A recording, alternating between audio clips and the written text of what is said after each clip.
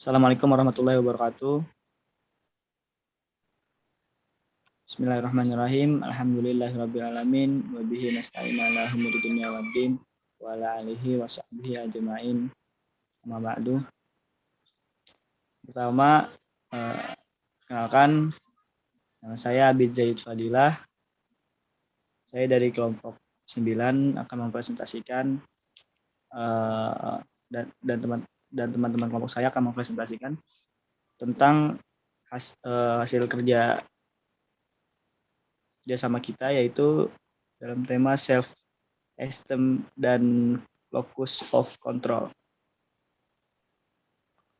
Langsung saja, perkenalan selanjutnya ada teman saya yaitu Nabila Rahmawati, ada Natasha Kirana, dan ada Sari Ramadhani. Langsung saja ke materi yang pertama, yaitu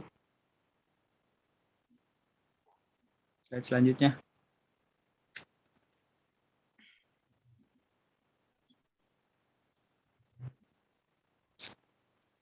Nah, di sini ada pengertian diri atau self. Menurut Larry, MC Donald, dan Tangney 2003 ada 5 cara bagaimana para pakar dalam bidang sosial dan perilaku memahami self dan unsur-unsurnya. Yang pertama, self. Pandangan sebagai total respon. Self dianggap identik dengan orang, namun menurut Paulson, dalam psikologi, self tidak sama dengan orang, tetapi setiap orang mempunyai self. Yang kedua, self dipandang sebagai kepribadian. Yang ketiga, self dipandang sebagai subjek yang mengalami atau as experiencing subject. Pandangan William James yang membagi self menjadi dua, yaitu self sebagai subjek, self as knower, dan self sebagai objek self atau self as know, termasuk pada kategori ini. Yang keempat, self dipandang sebagai eksekutif agen, yaitu self sebagai pengambil keputusan dan doer yang mengalusi perilaku seseorang. Yang terakhir atau yang kelima, self diartikan sebagai persepsi, pikiran, dan perasaan terhadap diri sendiri. Selanjutnya.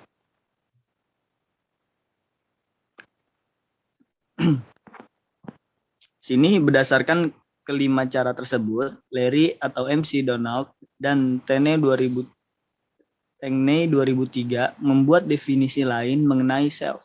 Menurut mereka, self adalah kelengkapan psikologis yang memungkinkan refleksi diri berpengaruh terhadap pengalaman, kesadaran yang mendasari semua jenis persepsi, kepercayaan, dan perasaan tentang diri sendiri, serta yang memungkinkan seseorang untuk meregulasi perilakunya sendiri.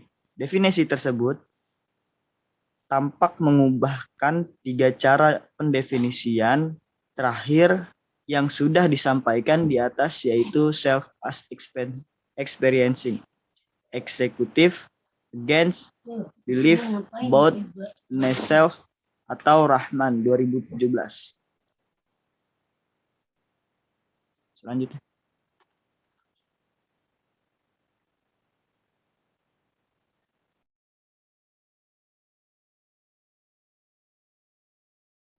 Selanjutnya, pengertian dari self-esteem. Brandon tahun 1981 menyebutkan self-esteem merupakan sesuatu yang sangat penting dan berpengaruh pada proses berpikir, emosi, keinginan, nilai-nilai, dan tujuan kita. Brandon menyebut self-esteem sebagai kunci yang sangat penting untuk mengenal perilaku seseorang. Self-esteem merupakan salah satu dimensi dari konsep diri. Self-esteem adalah proses evaluasi yang ditujukan individu pada diri sendiri yang nantinya berkaitan dengan proses penerimaan individu terhadap dirinya. Dalam hal ini, evaluasi akan menggambarkan bagaimana penilaian individu tentang dirinya sendiri. Individu tersebut merasa mampu, sukses, dan berharga. Secara singkat, self-esteem diartikan sebagai penilaian terhadap diri tentang keberhargaan diri yang diekspresikan melalui sikap-sikap yang dianut individu.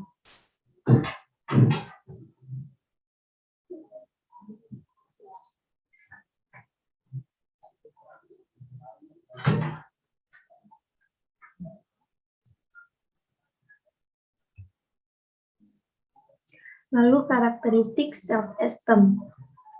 Self-esteem seseorang tergantung bagaimana dia menilai tentang dirinya, di mana hal ini akan mempengaruhi perilaku dalam kehidupan sehari-hari. Penilaian individu ini diungkapkan dalam sikap yang dapat bersifat tinggi dan negatif. Yang pertama itu karakteristik harga diri self-esteem yang tinggi. Self-esteem yang tinggi akan membangkitkan rasa percaya diri, penghargaan diri, rasa yakin akan kemampuan diri, rasa berguna, serta rasa bahwa kehadirannya diperlukan di dalam dunia ini. Contoh seperti seorang remaja yang memiliki harga diri yang cukup tinggi. Dia akan yakin dapat mencapai prestasi yang dia dan orang lain harapkan. Pada gilirannya, keyakinan itu akan memotivasi remaja tersebut untuk sungguh-sungguh mencapai apa yang diinginkannya. Yang kedua, karakteristik harga diri self-esteem yang rendah. Remaja yang memiliki self-esteem yang rendah akan cenderung merasa bahwa dirinya tidak mampu dan tidak berharga. Di samping itu, remaja dengan self-esteem rendah cenderung tidak berani mencari tantangan baru dalam hidupnya. Lebih senang menghadapi hal-hal yang sudah dikenal dengan baik serta menyenangi hal-hal yang tidak penuh dengan tuntutan. Cenderung tidak merasa yakin akan pemikiran-pemikiran serta perasaan yang dimilikinya. Cenderung takut menghadapi respon dari orang lain, tidak mampu membina komunikasi yang baik, dan cenderung merasa hidupnya tidak bahagia.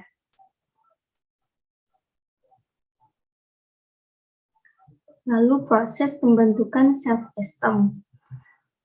Hasil penelitian yang dilakukan Hon Jusuf tahun 1984 menunjukkan adanya hubungan yang berarti antara penilaian anak terhadap dirinya dengan pola asuh orang tua. Anak dengan self-esteem yang tinggi biasanya diasuh oleh orang tua yang mudah mengekspresikan dan memberikan kasih sayang kepada anaknya, mempunyai perhatian terhadap masalah-masalah yang dihadapi anak, memiliki hubungan yang harmonis dengan anak, memiliki aktivitas yang rutin dilakukan bersama, memiliki peraturan-peraturan yang jelas, dan memberikan dan tidak mengekang, serta memberi kepercayaan kepada anak. Hubungan dengan orang tua dan identitas berkelompok yang dimiliki anak juga mempengaruhi harga diri mereka. Anak usia sekolah mulai mengidentifikasikan dirinya pada kelompok tertentu. Memiliki nilai lebih di dalam sebuah kelompok akan menghasilkan self-esteem yang tinggi pada diri, yaitu bahwa harga diri anak hanya sedikit saja berhubungan dengan posisi sosial dan tingkat penghasilan orang tuanya. Harga diri anak dapat terbentuk melalui berbagai pengalaman yang dialaminya, terutama yang diperolehnya dari sikap orang lain terhadap dirinya.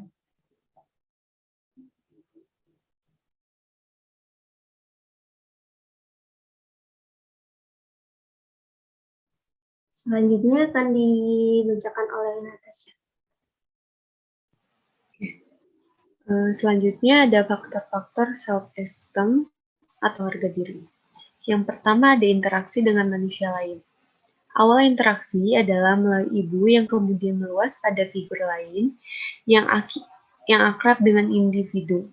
Ibu yang memiliki minat, afeksi, dan kehangatan akan menimbulkan positif karena anak merasa dicintai dan diterima seluruh kepribadiannya. Yang kedua ada lingkungan. Lingkungan sekolah adalah sumber penting kedua setelah keluarga. Jika individu memiliki persepsi yang baik mengenai sekolah, individu akan memiliki harga diri yang positif. Bila sekolah dianggap tidak memberikan umpan balik yang positif bagi individu, harga diri akan rendah. Harga diri yang tinggi umumnya dikaitkan dengan keberhasilan individu pula. Yang ketiga ada pola asuh. Pola asuh bagaimana cara orang tua mengasuh anaknya akan mempengaruhi kepribadian anak. Yang keempat ada keanggotaan kelompok. Jika individu merasa diterima dan dihargai oleh kelompok, maka individu tersebut akan mengembangkan harga diri yang lebih baik dibanding individu yang merasa terasing. Yang kedua ada komponen self-esteem. Yang pertama ada psychosis. Dalam satu sistem sosial tersebut, mungkin lebih memaknakan keberhasilan dalam bentuk kekayaan, kekuatan, penghormatan, independen, dan kemandirian. Pada konteks sosial yang lain, lebih dikembangkan makna ketidakberhasilan dalam bentuk kemiskinan, ketidakberdayaan, penolakan, keterikatan pada suatu bentuk ikatan sosial, dan ketergantungan. Hal ini berarti bahwa individu dapat dengan mudahnya mengikuti nilai-nilai yang dikembangkan di masyarakat mengenai keberhasilan. Tetapi hendaknya dipahami bahwa masyarakat memiliki nilai-nilai tertentu mengenai apa yang dianggap berhasil atau gagal dan dapat dipengaruhi oleh nilai-nilai yang dianut oleh individu. Boleh lanjut, Nandila. Kedua, ada nilai-nilai atau valid. Pembentukan self-esteem akan berpengaruh pula pada pembentukan nilai-nilai yang relatif atau stabil. Individu akan memberikan pembobotan yang lebih besar pada area-area di mana mereka berhasil dengan baik dari pembobotan tersebut akan menimbulkan konsekuensi meningkatkan dan membentuk self-esteem yang tinggi di bawah kondisi yang bebas memiliki dan menekankan pada sesuatu yang lebih penting bagi dirinya. Yang ketiga ada aspirasi-aspirasi. Menurut Coppersmith 1967, penilaian diri, self-judgment, memiliki perbandingan antara performance dan kapasitas aktual dengan aspirasi dan standar personalnya. Jika standar tersebut tercapai, khususnya dalam area tingkat lalu yang bernilai, maka individu akan menyimpulkan bahwa dirinya adalah orang yang berharga. Yang keempat ada defenses, merupakan menurut Coppersmith 1967, beberapa pengalaman dapat merubah sumber evaluasi diri yang positif. Namun, ada pula yang menghasilkan penilaian diri yang negatif. Kenyataan ini tidak akan mudah diamati dan diukur pada tipe individu. Kenyataan ini merupakan bahan mentah yang digunakan dalam membuat penilaian interpretasi terhadap tindakan senantiasa seragam.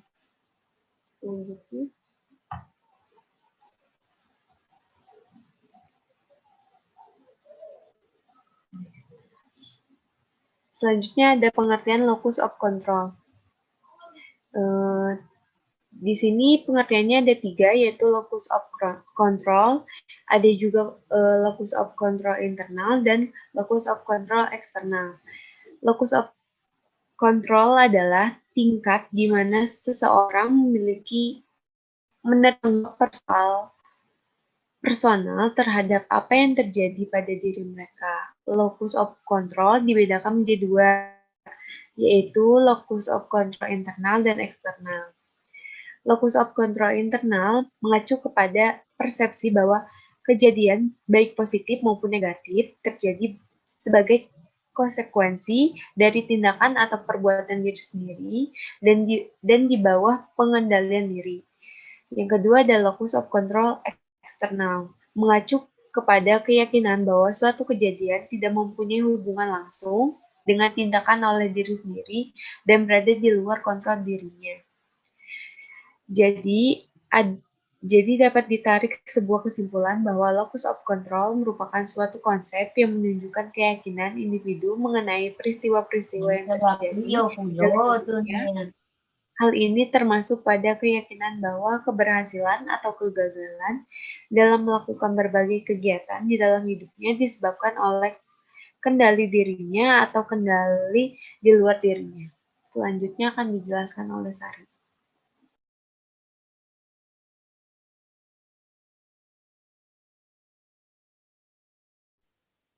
Karakteristik locus of control. Menurut Kreider tahun 2003, perbedaan karakteristik antara locus of control internal dan eksternal adalah sebagai berikut.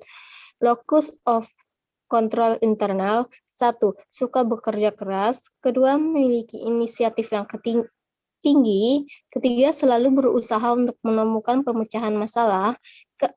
Selalu mencoba untuk berpikir seefektif mungkin, 5. Selalu mempunyai persepsi bahwa usaha harus dilakukan jika ingin berhasil. Locus of control eksternal. 1. Kurang memiliki inisiatif. 2. Mudah menyerah, kurang suka berusaha karena mereka percaya bahwa faktor luarlah yang mengontrol. 3. Kurang mencari informasi. 4. Mempunyai harapan bahwa ada sedikit korelasi antara usaha dan kesuksesan. 5. Lebih mudah dipengaruhi dan tergantung pada petunjuk orang lain.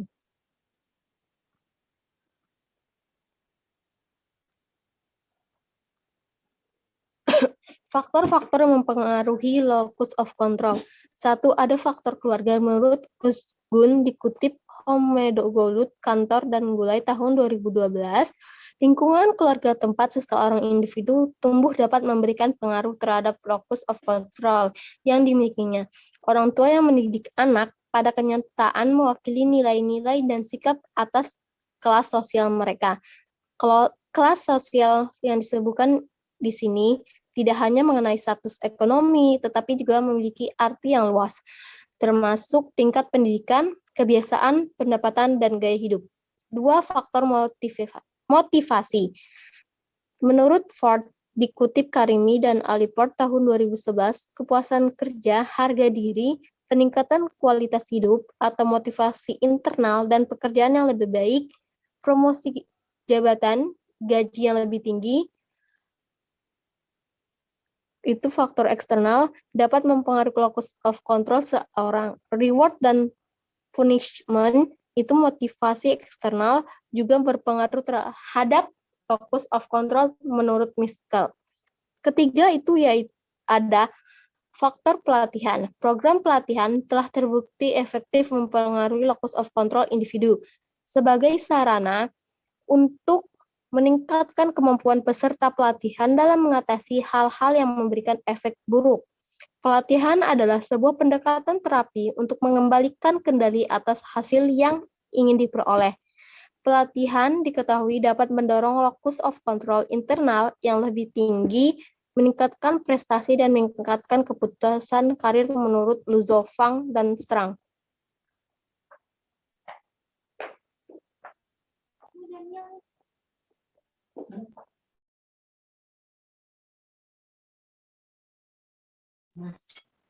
Baik, terima kasih teman-teman dari kelompok kita yang sudah mempresentasikan dan meluangkan waktunya untuk memaparkan materi pada siang hari ini. Mungkin sebelum ditutup dari teman-teman kelompok ada yang ingin ditambahkan?